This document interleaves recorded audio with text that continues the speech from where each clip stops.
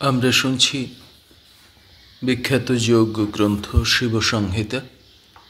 এর আগে শিবসংহিতার ২৭ পর্ব পর্যন্ত আলোচনা হয়েছে। প্রথম পটল, দ্বিতীয় পটল, তৃতীয় পটল আলোচনা শেষ হয়েছে। শুরু হয়েছে চতুর্থ পটল। চতুর্থ পটলের আজ ৯ নম্বর শ্লোক থেকে হবে। চতুর্থ পটল শুরুই হয়েছে বিভিন্ন মুদ্রা সম্পর্কে। প্রথম মুদ্রা, আলোচিত মুদ্রা ছিল যোনি মুদ্রা।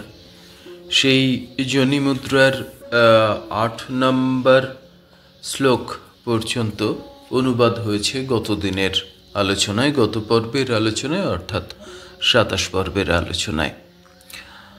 আজকে ৯ নম্বর শ্লোকের ব্যাখ্যা। এটিও যোনি পর্ব, যোনি মুদ্রা সম্পর্কিত আলোচনা। ভিডিওর লিঙ্কে মানে আলোচনার যে ভিডিও, তার ডেসক্রিপশন বক্সে লিঙ্ক দেয়া থাকছে। যোনি মুদ্রা সম্পর্কে আরও ডিটেলিংয়ে ভিডিও থাকছে, ফলে সেখান থেকেও অনেকে দেখে নিতে পারেন। আজকের আলোচনা যোনি মুদ্রা সম্পর্কে আরও ডিটেলের আলোচনা। ৯ থেকে ১২ নম্বর শ্লোকে বলা হচ্ছে যোনি মুদ্রা সম্পর্কে যে সমস্ত মন্ত্র, অর্থাৎ যোনি মুদ্রার উপকারিতা বলা হচ্ছে, ক্ষমতা বলা হচ্ছে।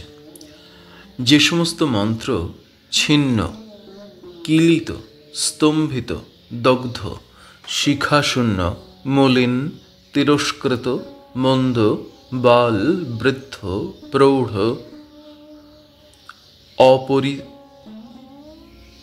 অপরিপক্ষস্থ, বীর্যবান, দুর্বল, বীর্যহীন, দুর্বল, খণ্ডিত, শতধাকৃত এবং সাধ্যাসাধ্য, অর্থাৎ বিধানে জপ করিলে যাহা বহুদিনে সিদ্ধ হয় না, বহুদিনে সিদ্ধ হয়, সেই সকল নির্বাহার্থ গুরু এই যোনি মুদ্রার উপদেশ দিয়া থাকেন। এই যোনি মুদ্রা সাধন দ্বারা উপরিউক্ত নিখিল মন্ত্রে সিদ্ধি ও মুক্তি লাভ করিতে পারা যায়। অর্থাৎ বলা হচ্ছে যে সমস্ত মন্ত্র খণ্ডিত হয়ে গেছে, শক্তিহীন হয়ে গেছে, কত রকম হতে পারে। এখানে যে সমস্ত মন্ত্রের উপরে কেউ ক্রিয়া করে দিয়েছে যাতে এই মন্ত্র আর কাজ না করে, দুর্বল হয়ে গেছে, খণ্ডিত হয়ে গেছে, খারাপ হয়ে গেছে, এবং যে সমস্ত মন্ত্র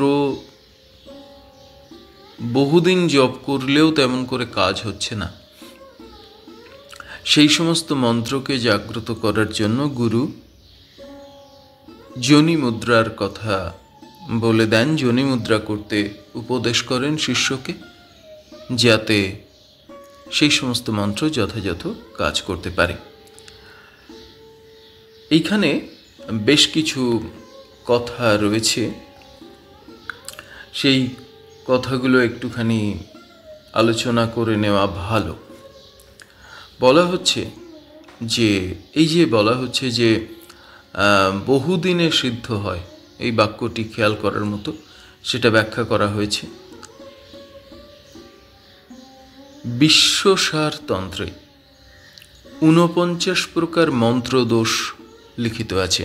অর্থাৎ যে সমস্ত মন্ত্রে দোষ এসে গেছে, সেই সমস্ত মন্ত্রের দোষ খণ্ডন করার জন্য এবং সেই সমস্ত মন্ত্রকে জাগ্রত করার জন্য যোনি মুদ্রার কথা বলা হচ্ছে। তো কি দোষ আসতে পারে?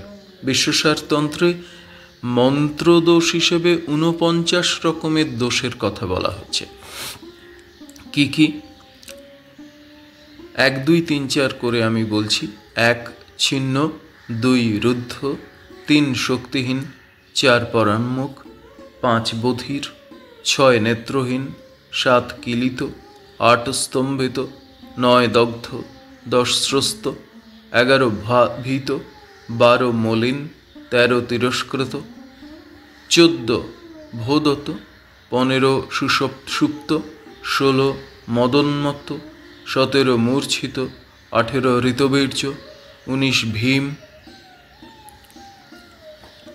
২০, প্রধ্বস্ত, ২১, বালক, ২২, কুমির, ২৩, যুবা, 22 কুমার হবে, ছাপা অত্যন্ত খারাপ। 23 যুবা, 24 প্রৌঢ়, 25 বৃদ্ধ, 26 স্ত্রীশক, 27 নির্বীর্য, 28 সিদ্ধিহীন, 29 মন্দ, 30 কূট, 31 নিরংশক, 32 সত্যহীন, 33 পড়া যাচ্ছে না, কেকর এরকম কিছু একটা হবে, 34 জীবহীন, 35 ধূম্রত, 36 অলিঙ্গিত, 37 মোহিত, 38 ক্ষুধার্ত, 39 অতিদৃপ্ত, 40 অঙ্গহীন, 41 অতিক্রুদ্ধ, 42 অতি ক্রূর, 43 সব্রেড, 44 শান্ত মানুষ, 45 স্থানভ্রষ্ট, 46 বিফল, 47 নিঃস্নেহ, 48 অতিবৃদ্ধ ও 49 পীড়িত। যোনিমুদ্রা সাধন এই 49 বিধ মন্ত্রদোষী খণ্ডন করতে পারে। অর্থাৎ এই যে 49টা মন্ত্রদোষ বলা হচ্ছে বিশ্বসার তন্ত্রে, তা যোনিমুদ্রার মাধ্যমে ঠিক হয়ে যেতে পারে। আসলে পড়তে এত অসুবিধে হচ্ছে এই কারণে, বহু প্রাচীন গ্রন্থ, তার উপরে একেবারেই এই জায়গাগুলো অস্বচ্ছ হয়ে রয়েছে, বোঝা যাচ্ছে না, শব্দ ঠিক করে লেখাও নেই। তো যাহারা এই সকল দোষের লক্ষণ জানিতে ইচ্ছা করেন, তাহারা বসুমতী প্রকাশিত তন্ত্রসার ও প্রাণতোষিনী দেখিলে সম্যক বুঝিতে পারিবেন যে এই দোষগুলো, এই যে 49 রকম মন্ত্রদোষ কেন হয়, কিভাবে হয়, তার লক্ষণ কি, এইগুলো যদি জানতে চান কেউ, তাহলে বহু আগে প্রকাশিত সেই সমস্ত বই এখন নিশ্চয়ই হয়তো কোথাও কোথাও পাওয়া যায়। তন্ত্রসার আর প্রাণতোষিনী এই বই দুটির কথা বলা হয়েছে, যারা কৌতূহলী তারা পড়তে পারেন। যাই হোক, 12 নম্বর পর্বে 12 নম্বর শ্লোক পর্যন্ত যোনিমুদ্রার এই আলোচনা করা হয়েছে। এবারে 13 নম্বর শ্লোক। গুরুবিধান অনুসারে দীক্ষাদানপূর্বক ইষ্ট দেবতার সহস্রনাম দ্বারা সহস্র অভিষেক করিয়া শিষ্যকে মন্ত্র অধিকারী করণার্থ এই যোনিমুদ্রা দান করেন। গুরু কিভাবে শিষ্যকে যোনিমুদ্রা দান করেন সে সম্পর্কে বলা হচ্ছে যে কিছু নিয়ম অনুসারে, অর্থাৎ বিধান অনুসারে গুরু দীক্ষাদানপূর্বক, দীক্ষাদানের পরে ইষ্ট দেবতার সহস্রনাম, অর্থাৎ যে দেবতার নামে মন্ত্র হয়েছে বা যে দেবীর নামে মন্ত্র হয়েছে, সেই দেবীর বা দেবতার সহস্রনাম পড়তে হবে এবং সহস্র অভিষেক করতে হবে। গুরু বলে দেবেন সেটা কিভাবে করে শিষ্যকে তবে মন্ত্রের অধিকারী করেন তিনি। একটা মন্ত্র পেয়ে গেলাম আর সেই মন্ত্র সম্পর্কে শিষ্যের কোনো রকম দায় বা দায়িত্ব নেই, এটা কিন্তু নয়। সাধন অত্যন্ত কঠিন একটি জিনিস, অত্যন্ত সিরিয়াস একটি জিনিস। মন্ত্রের অধিকারী করে এই যোনিমুদ্রা দান করেন, এই মুদ্রা দান করেন। যিনি যোনিমুদ্রা বন্ধন করেন, সহস্র বিপ্রহত্যা বা ত্রিভুবন বিধ্বস্ত করিলেও তাহাকে পাপে লিপ্ত হইতে হয় না।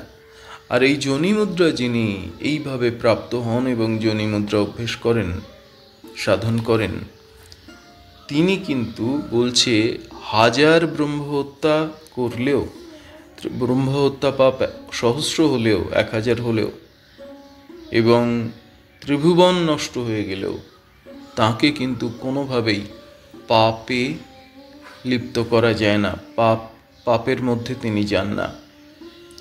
যিনি যোনিমুদ্রা বন্ধনে নিয়ত নিযুক্ত থাকেন, তিনি পরশ্বহরণ, মদ্যপান, গুরুদ্বার গমন অথবা গুরুবধ করিলেও গুরু তত্ত্বপাতক লিপ্ত হন না। অর্থাৎ বলছে যে যে পাপগুলো গুরুর সামান্য, গুরুর প্রতি স্পর্ধা করলে যার পাপ হয়, সেই রকম যিনি যোনিমুদ্রা পালন করেন, তিনি যদি গুরু হত্যাও করেন, সেক্ষেত্রেও তার কিন্তু তিনি পাপে পড়েন না বলে এরকম বলা হচ্ছে। তবে আমি যত গ্রন্থ পড়েছি, যত রকম গ্রন্থ পড়েছি, গুরু সম্পর্কে এত উচ্চ ভাবনা, ফলে এই ধরনের কথা যোনিমুদ্রার যে মাহাত্ম্য সেটা বলতে গিয়ে অতিরঞ্জিত হতে পারে, কারণ শিব স্বয়ং গুরু সম্পর্কে বলছেন যে গুরুকে শিবও প্রণাম করেন, এরকম গুরু গীতায় বলা হচ্ছে। যাই হোক, আসলে মূল উদ্দেশ্য হচ্ছে এইটা যে যোনিমুদ্রার উপকারিতা কী সে সম্পর্কে বলতে গিয়ে এই কথাগুলো বলা হচ্ছে। সুতরাং যোনিমুদ্রা বন্ধন নিরন্তর অভ্যেস করা মোক্ষকামীগণের কর্তব্য, কেননা অভ্যাস দ্বারাই যোগসিদ্ধি হয়, অভ্যাস দ্বারাই মুদ্রাসিদ্ধি হয়, অভ্যাস দ্বারাই বায়ুসিদ্ধি হয়, অভ্যাস বশেই বাকসিদ্ধ ও কামাচারী হইতে পারা যায়। 16 থেকে 18 নম্বর শ্লোকে পরিষ্কার বলা হচ্ছে যে যোনিমুদ্রার অভ্যেস করলে যে মোক্ষ চাইছেন বা যে কোনো রকম সিদ্ধি চাইছেন, সেটা যোগসিদ্ধি হোক, মুদ্রাসিদ্ধি হোক, বায়ুসিদ্ধি হোক, বাকসিদ্ধি হোক বা কামাচারী হোক, যত রকম কামাবসায়িত্ব বলে সিদ্ধিতে, যত রকম সিদ্ধি আছে তা চাইতে গেলে যোনিমুদ্রাকে প্রতিনিয়ত অভ্যেস করতে হবে। 19তম শ্লোকে বলা হচ্ছে এই যোনিমুদ্রা সম্যক রূপে গুচ্ছ রাখা কর্তব্য, অনধিকারীজনকে ইহা প্রদান করা কোনো ক্রমেই উচিত নয়। অধিককে জীবন কণ্ঠাগত হইলেও তাহাকে ইহা দান করা সর্বথা অনুচিত। আর বলা হচ্ছে এই যোনিমুদ্রা সদা সর্বদা গোপন রাখা উচিত। গুরুদেরকে নির্দেশ করা হচ্ছে যে কোনোভাবেই অনধিকারী, অর্থাৎ যিনি যোগ্য নন, যিনি প্রস্তুত নন, যোগ্য নন, তাদেরকে এই মুদ্রা কোনোভাবেই দেয়া যাবে না। এমনকি জীবন কণ্ঠাগত হলেও, অর্থাৎ জীবন চলে গেলেও অনধিকারীকে এই মুদ্রা দান করা যাবে না। এরপর অন্য আলোচনা শুরু হবে।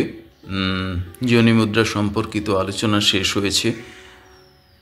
চতুর্থ পটলের 1 থেকে 19তম শ্লোক পর্যন্ত এত দীর্ঘ অংশ জুড়ে যোনিমুদ্রার আলোচনা আছে। 20তম শ্লোকে বলা হচ্ছে এক্ষণে পরম দুর্লভ যোগ সিদ্ধির উপায় বর্ণন করিতেছি, ইহা যোগসিদ্ধ মহাত্মাদিগের পরম গোপনীয়।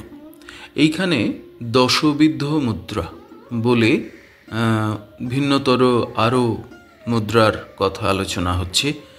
এই সমস্ত মুদ্রা সম্পর্কে আমরা পরবর্তী পর্বে আলোচনা শুনব। এই গুহ্য তত্ত্ব পাঠের মধ্য দিয়ে ঋষিদের মাধ্যমে, মহাযোগীদের মাধ্যমে এই ধরনের জ্ঞান আমাদের সামনে এসেছে। সেই মহাযোগীদের প্রণাম জানাই, গুরুচরণে প্রণাম জানাই এবং সচ্চিদানন্দ পরম তত্ত্ব সেই শিবকে আমি প্রণাম করি।